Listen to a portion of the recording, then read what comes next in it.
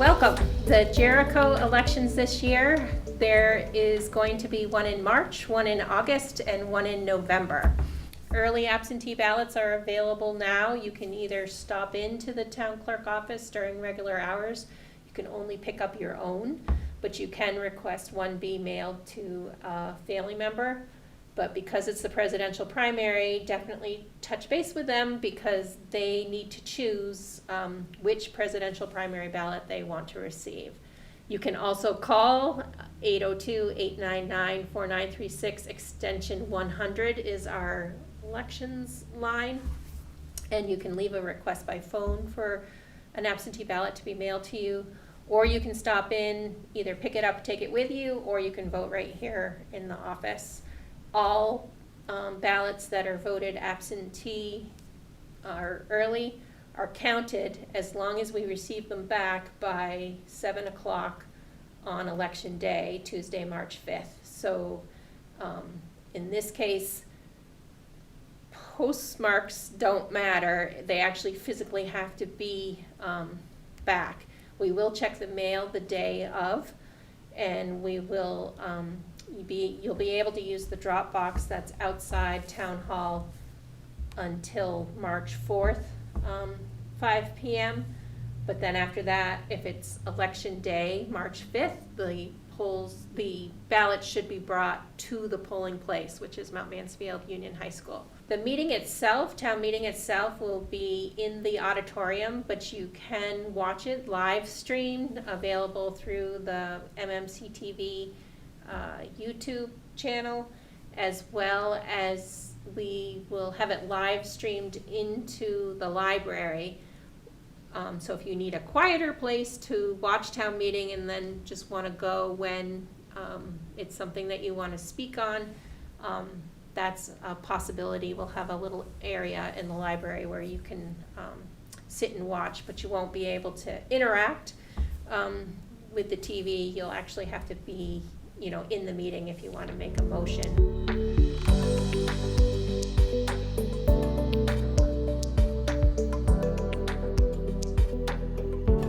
So I think I'll start by telling you a little bit about the presidential primary.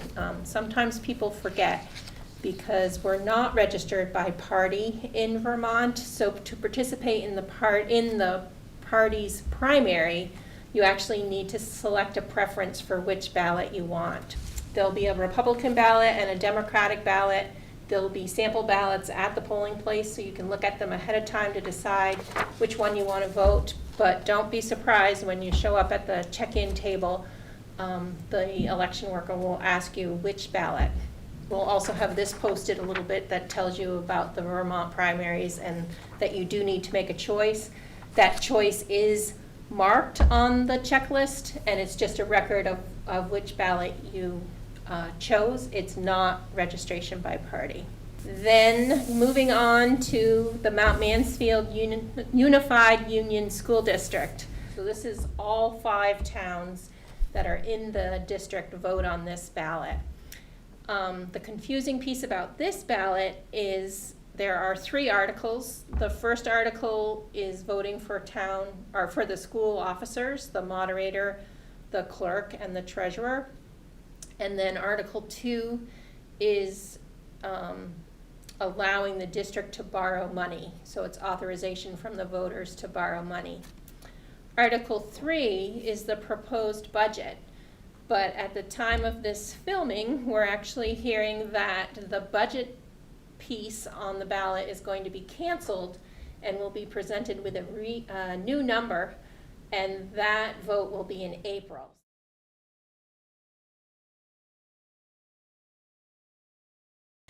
So for annual town meeting, people should be getting their reports in the mail, and it will have a sample, or it will have the town meeting warning in it. And it's a 2-page warning this year. And one extra thing to point out is we're also voting on a bond issue. So that's listed as Article 13 at the top of the second page of the warning. And that will show on the town ballot at the bottom. So Article 13 is regarding the town maintenance facility and asking the voters about the town of Jericho entering into an obligation for a bond. The articles on the front of the warning those are what we'll be talking about at the actual in-person town meeting, which takes place at Mount Mansfield Union High School in the auditorium, beginning at 9 o'clock. The first article is the busiest article and will probably take the most time at town meeting, Article 1, and that is asking for approval of the town budget, as well as amendments that may happen on the floor. That number may change during the meeting. Article 2 is regarding the Underhill Jericho Fire Department budget. So they have a total budget of $965,000. Jericho's portion of that is $579,107. So both Jericho and Underhill will be voting on the Underhill Jericho Fire Department budget. Article 3 is allowing the town to borrow money to meet the temporary needs of the town. That is a article that's included in the warning every year, and they only borrow money if they need to. It's not anticipated that they'll need to use that. Article 4 is shall the town collect taxes in accordance with Statute 32, Section 4791. Again, that's an article that's commonly included in the warning, allowing us to use a treasurer to collect taxes. And Article 5 actually lists the tax days out. So Jericho generally collects in 2 installments, and this coming tax year, which begins July 1 of the fiscal year, so July 1, 2024 through June 30th, 2025 is the actual budget we're working on at town meeting. And the 2 tax due dates that are being proposed is September 16th of 2024 and March 17th of 2025.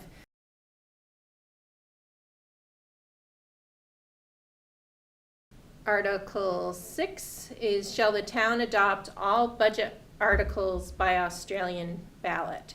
So this is a new article that was proposed, and this is asking about voting on the budget by ballot as opposed to voting on the budget by town meeting on the floor. And then Article 7 is shall the town adopt all public questions by Australian ballot. So this would allow a yes/no question that we generally vote by voice would then be voted on by ballot. The Mount Mansfield Unified Union School District just switched to this way of voting for public questions at their last annual meeting in 2023. Article 8 is talking about the Underhill Jericho Fire Department Jericho Center Fire Station, which sits on 2.33 acres, be exempt from property tax, and it's for a period of 5 years. So this article comes up every 5 years for the town to consider. Article 9 is an update on the Old Mill property taxation. There was discussion at 2023 where they gave it a 1-year extension, and information will be provided as far as what the outcome of what's happened this year as far as being able to tax the Old Mill and the surrounding property. And then Article 10, this is also a follow-up from last year's town meeting, is the Food Hub Task Force update. And Article 11, to hear the reports of the town officers. So those reports are in the town report, which you should be receiving in the mail. And any questions can be asked, and the reports need to be accepted by the voters. Article 12 is common at the end of the voice portion on the floor meeting of town meeting, which is other town business thought proper when met. So these are issues that can be brought up. They aren't warned ahead of time, so they're not going to make a binding change, but it's a way for people to acknowledge things going on in town, as well as making their concerns known. So moving over to the second half of the article, I explained Article 13 will show up on the bottom of the ballot. The town officers and the school officers that will be on the town ballot include moderator, which is a 1-year term. This is the person that will be moderating town meeting. David Barrington is written candidate, and then there's also a space for write-ins. So when you're looking at the ballot and you see the write-in position, if there's only one write-in, then you know there's only one position open. But we do have 2 positions on the ballot where there's 2 write-in spaces, because there's actually 2 people that can be elected to that position. So town clerk is the next position, and that is a 1-year term. Select board there's 2 select board positions on the ballot. So the first one listed is 1 year of an unexpired 3-year term. So the select board are generally elected to a 3-year term, but this is filling just the remaining year of a 3-year term. And there are 2 candidates, but this is for vote for only 1. So the 2 candidates listed on the ballot are Peter Booth and Joseph Flynn. The next select board position, this is a 3-year term, and this is also just vote for 1, and Eric Johnson is the only name printed on the ballot, and then there's also a space for write-in. Cemetery commissioner, this is a 3-year term. There's just 1 position open, and currently 1 candidate on the ballot, Isabella Martin. Jericho Underhill Library District trustee, there's actually 2 positions open, and there's 1 candidate listed, Sharon Lockwood. This is for a 4-year term. So you'll see that there are 2 write-in positions. So you can vote for a combination of a candidate on the ballot as well as a write-in, or you can do 2 write-ins, or if you only want to vote for 1, you can do that. The rule is that you can't vote for more than 2. Jericho Underhill Park District trustee, this is also vote for not more than 2, and there are 2 candidates listed on the ballot for the 3-year term, Donna Pratt and Christopher Tardy. Mount Mansfield Unified Union School District Board of Directors, there are actually 3 positions on the ballot. The first 2 are in this first block, which is 1 year of an unexpired 3-year term. So there's currently no candidate there, but someone can run as a write-in candidate. If someone runs as a write-in, they would need at least 31 votes by ballot, and then the highest vote getter, or in this case the 2 highest vote getters, would be elected to the 1 year of an unexpired 3-year term. And then the actually third Mount Mansfield School Board opening is for a 3-year term, and currently there's 1 candidate there, Susan Lillick. And so that is just vote for 1. So yeah, I think that's all the information that I have at the moment. I look forward to seeing you at town meeting, which is Tuesday, March 5th at Mount Mansfield Union High School.